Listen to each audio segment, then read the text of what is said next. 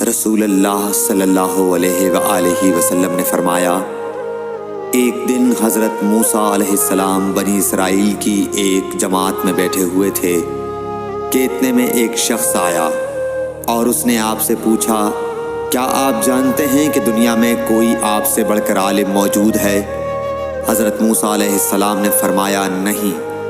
اس پر اللہ تعالیٰ نے حضرت موسیٰ علیہ السلام کے پاس وحی بھیجی کہ ہاں، ہمارا بندہ خضر ہے جس کا علم تم سے زیادہ ہے۔ حضرت موسیٰ علیہ السلام نے اللہ سے دریافت کیا کہ خضر علیہ السلام سے ملنے کی کیا صورت ہے؟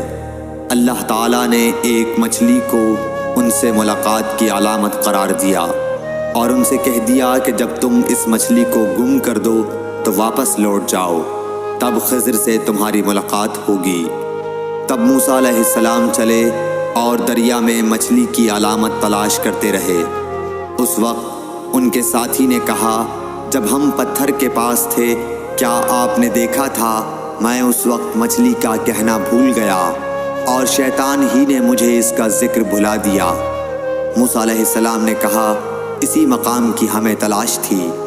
تب وہ اپنے نشانات قدم پر پچھلے پاؤں باتیں کرتے ہوئے لوٹے۔